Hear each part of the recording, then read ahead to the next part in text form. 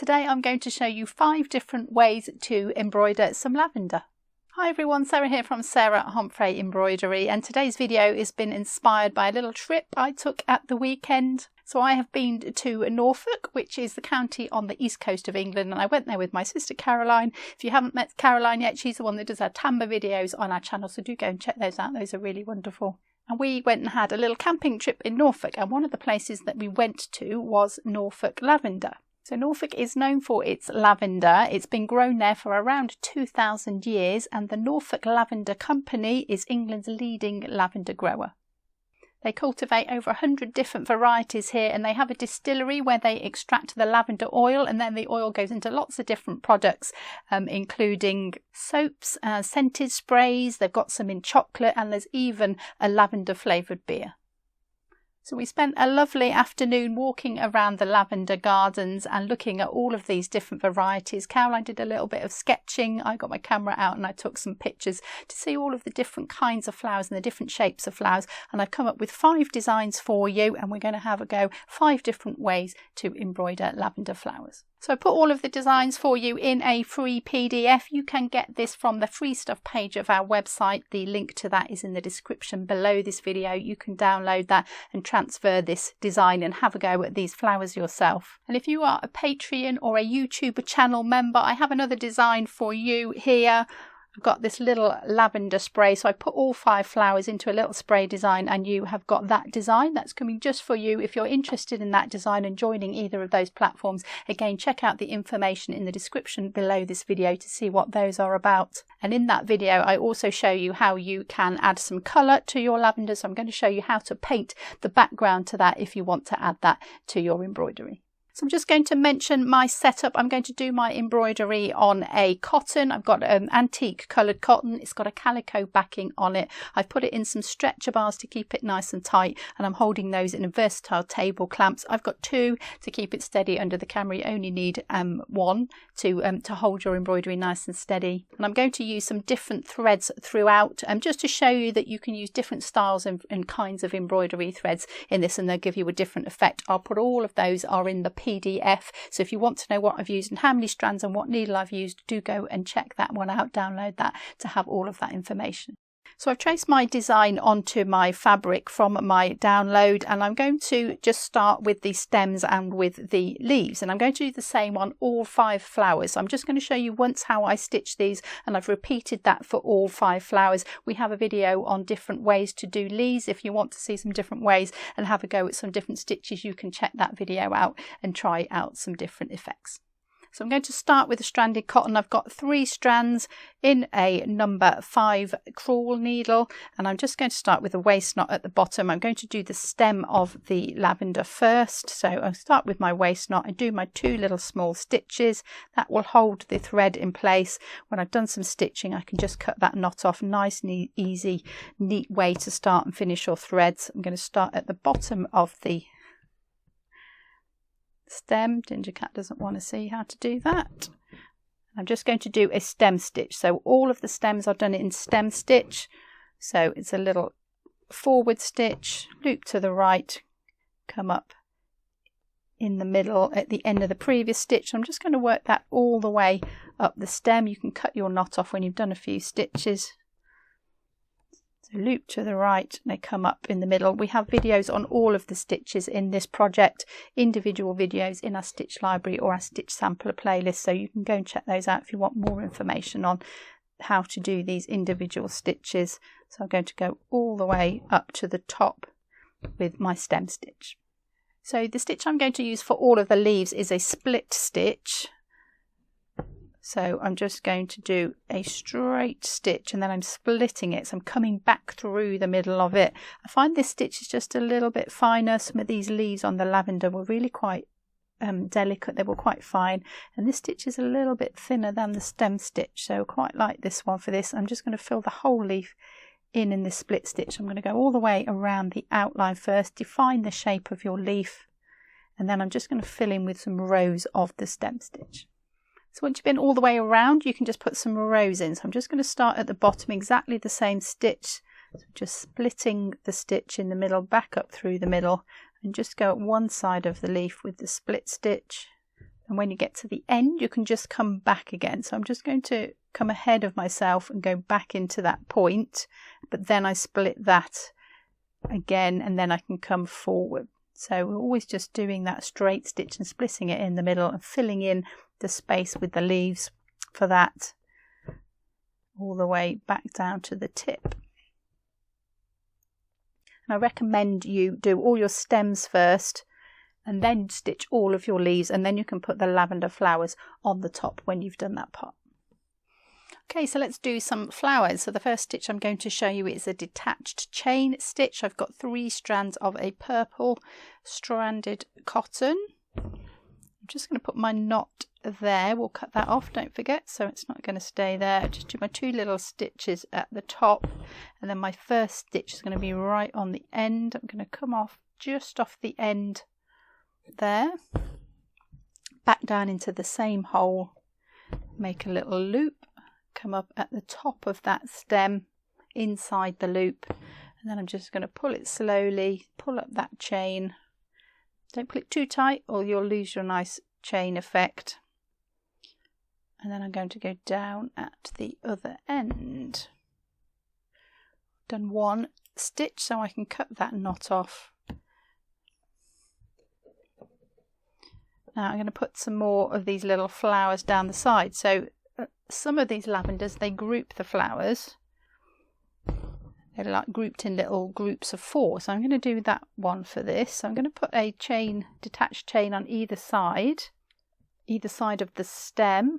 So let's do that one over there. So I'm coming up away from the stem, up and down the same hole, inside the loop near the stem.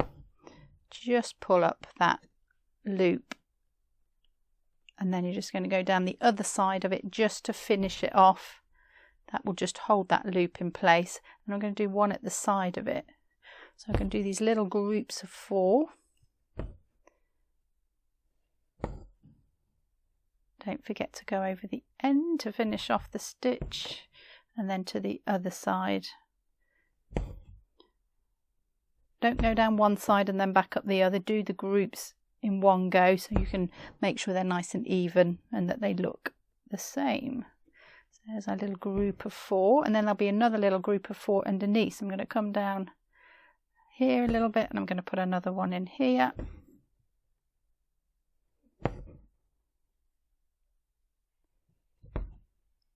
One on the other side.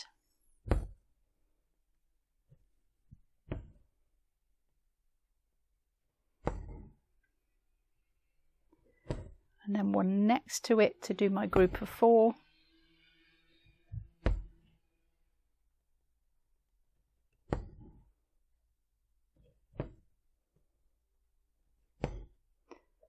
Not marking these in position, I'm just doing it by eye. All of the lavender flowers look different. They weren't all perfectly symmetrical. You don't need to mark them on. Just do them by eye, and then I'm going to do one more group underneath that one. So last one in. This stitch is so great, so versatile. You can do so many different things with it, and they just look instantly like lavender. As soon as I do those and do them in purple, everybody's going to say that's some lavender. So a nice easy one to start with, and we've got detached chain stitch lavender. Okay, so for my second one, I'm going to use some anchor linen. You do not need to use the same threads that I have used. You can carry on in stranded cotton or any kind of embroidery thread you want. Have a go with it and see what kind of effects you can make. I'm just going to have a go in the linen, see what it looks like in this. And I'm just going to show you the last bit of this stem because I'm going to make it a little bit finer. So I've got 3 strands of this anchor linen here, and I've done a stem stitch at the centre there, but I just want to make this a little bit finer as I go up here so I can get my flowers on top. So they do generally get a little bit narrower, these stems at the top. So I'm just going to do a back stitch. So I've just gone from a stem stitch just straight into a back stitch. So it's just ahead with my needle, back down into the previous hole, and that just gives me a finer stitch and just gives my lavender flower a little bit of depth. So it's just adding in these little tiny details that will just make them look a little bit more realistic. Now if I just go all the way to the top with a really thick stem, it looks a little bit top heavy. So if you want to just make your stem a little bit finer, just switch into a back stitch when you get to the point where the flowers attach. So I've done my leaves exactly the same as I did for the first one, using the anchor linen this time, but I've done the split stitch leaves around the edge and filled it in the middle. So that's exactly the same as I've just done. So I'm not going to show that again, but let's have a look at the flowers for this one. And for this, I am going to do granitos. So I've zoomed in on the top of this one so you can clearly see what I am doing. And I'm going to use all of the strands in this linen for this one because I really want this stitch to fill out. So I'll come up just off the end and I'm going to go down on the end of my stem and we're going to just repeat that stitch. I'm just going to go over and over it basically. But what's nice about the linen for this stitch is it just separates a little bit. And this will make this stitch nice and full and it will spread out. You'll see what it's going to do in a second. So I'm just going to go up and down in the same hole. These are going to go on top of each other. And we make this beautiful little dimensional stitch. It's really sticking out, and you can go over as many times as you feel you need to depending on what thread you're using. If you think that's not quite enough, you can just stick another one in. So I'm just coming up in the same hole at the top, down in the same hole at the bottom. If you just come to the side, you can see I'm doing that. You can shape them a little bit. I'm going to leave that at 1, I think, and then I'm going to come down the sides and just repeat that now.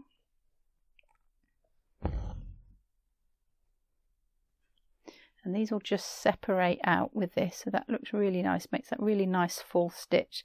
So attach it to the stem because it doesn't look right if the flowers are not attached to the stem, but exactly the same as before. So 1 straight stitch and up and down the same hole each time.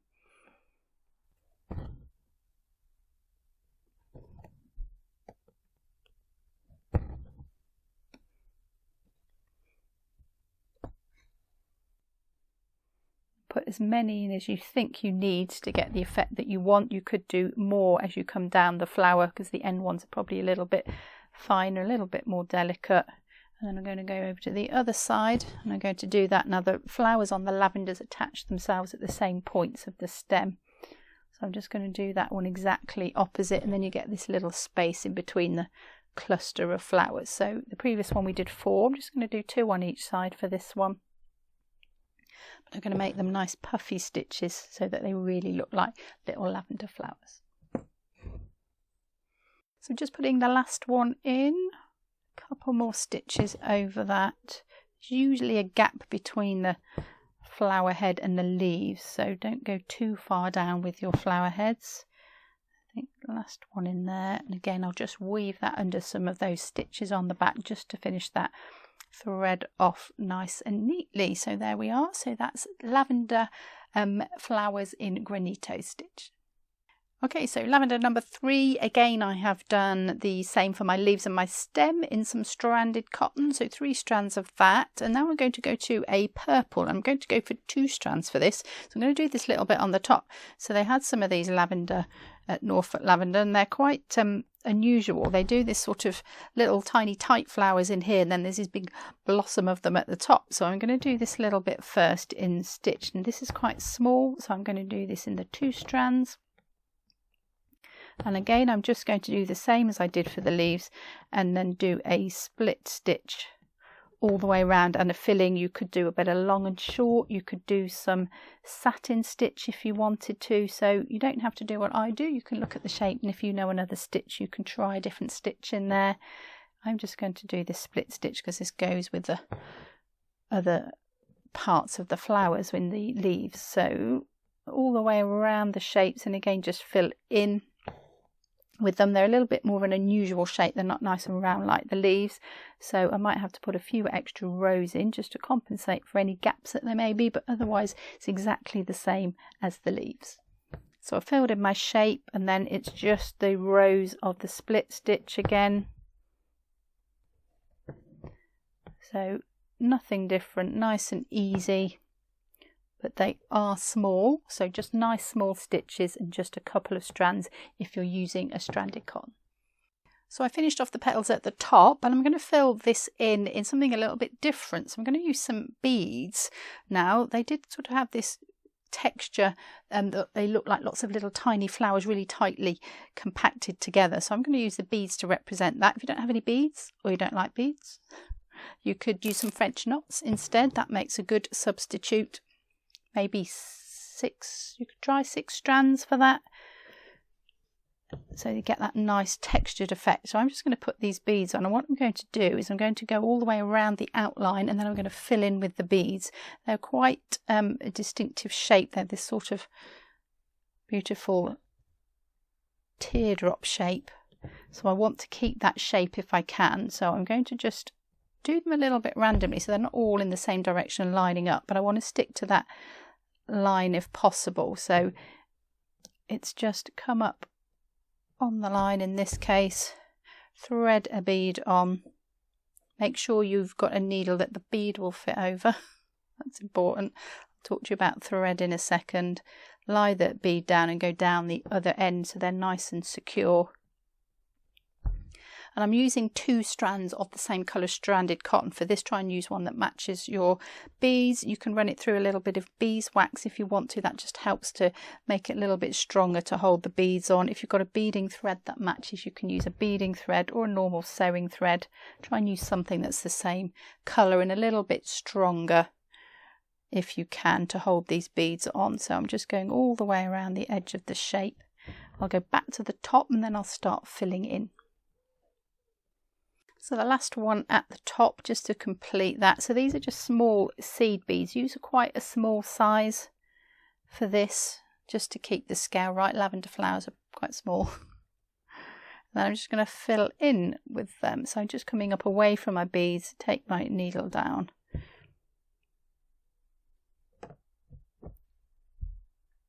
And just start filling in that shape with these beads. So try and cover all of the fabric if you can, and do them slightly different directions just to make them a little bit more interesting. So when you get to the end, you just have to be careful about how you finish it. So make sure that you've got enough room to get the last few in without changing the shape of it if you can.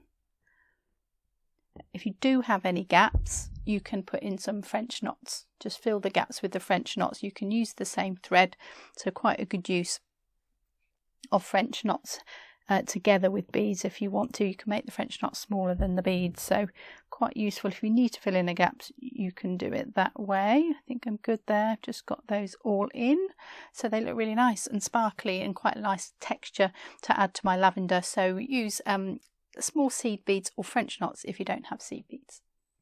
So I'm going to carry on with the beads, but I'm going to use a different kind of bead. So I'm going to use some of these. These are bugle beads. You can see they're long this time. They're not round like the seed beads. They're long. So we're going to use this one of these for each flower. So I'm going to use the same colour I used before because it matches the beads. I've got 2 strands. I'm just going to run it through my beeswax for this. Just coat the thread. Make it a little bit stronger. These bugle beads can be quite sharp. They're a tube of glass often, or plastic. I think these ones are glass, and where they've been cut they can be a bit of a sharp edge, so it's a good idea to have a stronger thread for this one. So I've just run it through the beeswax to protect it a little bit from the sharp edges of these bugle beads. So I'm just going to start in the same way. Now the bugle bead is going to sit over the top of that, so I can do my 2 little stitches there. Don't quite know how long the bead's going to be, so I'm going to come up at the end of my stem for this. I'm going to thread on one of my beads, slide it to the bottom, lay it down in place, push it right up, and then go down at the end of the bead. Cut my little starting knot off now that I've got a bead in place.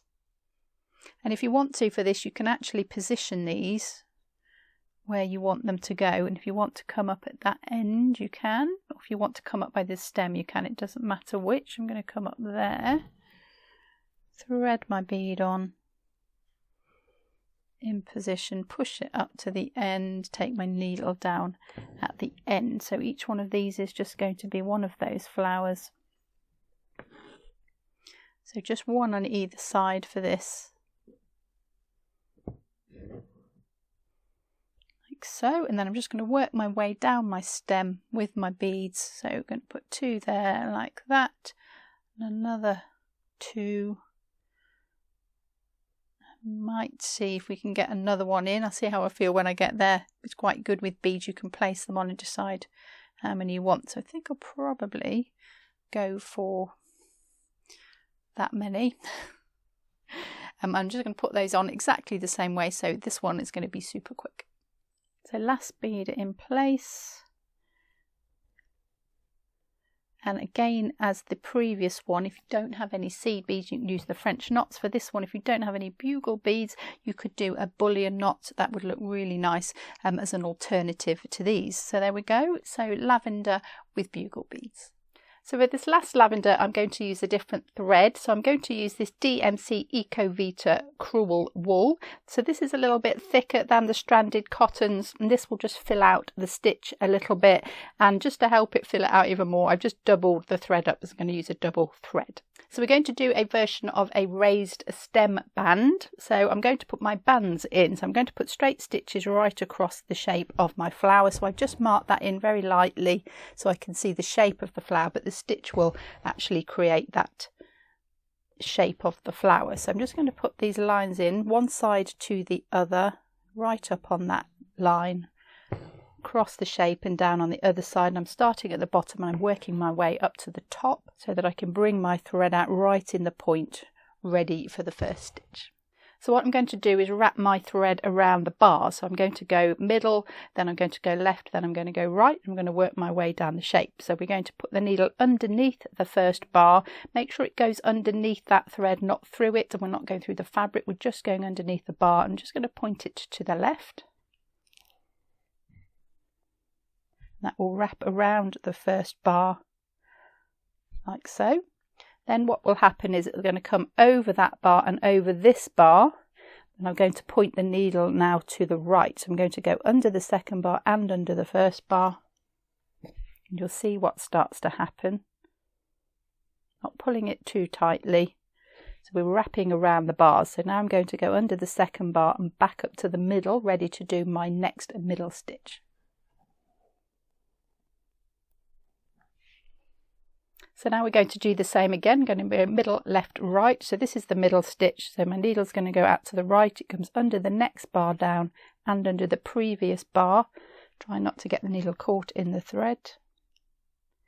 It's going to go over the top of those. And now we're doing the right hand one. So I'm going to come back under that bar, under the previous bar, ready for the next stitch. So you're kind of preparing the thread for the next one at the same time.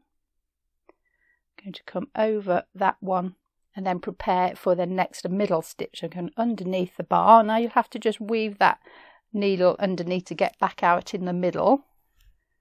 So there's my right hand one. So I'm going to come back over the middle, so underneath the last bar. Get ready for the left hand one, so also underneath the previous bar. Back under there, underneath both bars.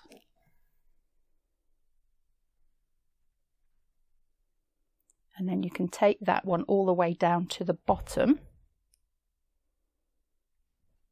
Now what will happen is they're going to have a little gap down the side, so we could just push those together and we can put another row in down either side. So I'm going to go back to the top, but not to the very top. I'm just going to come up next to that point and just fill in those little gaps with a row down either side. So this is more of a raised stem. This is a traditional raised stem band. So now I just go underneath that first bar there, out to the left. Underneath the second one, out to the left. I'm just putting in an extra row just to fill in the space. It will depend a little bit on how big your flower is and what thread you need to use for this. So if you've got a bit of a space, just keep putting in an extra row on the outside, but work the centre ones first and then add on the outside afterwards. So when I think I've got to the bottom, I can just take that through to the back. And then I think I'll just put one more in this side as well. So I'm going to go back to the top. And now I'm going to come underneath the bar and out to the right.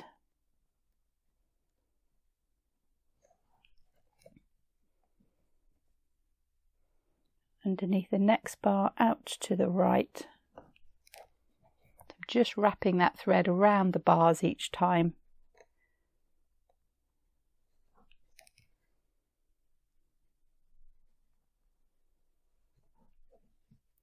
All the way to the bottom, and then just to finish it, the needle goes back through at the bottom of the stitches and the top of the stem. So that's my version of a lavender in a raised stem band. So let's have a look at all of those lavenders finished together. So lots of different ways you can stitch it, using threads, using beads, different kinds of threads in different colours. You can get lots of different effects. So there's lots of things you can do when you're stitching this flower.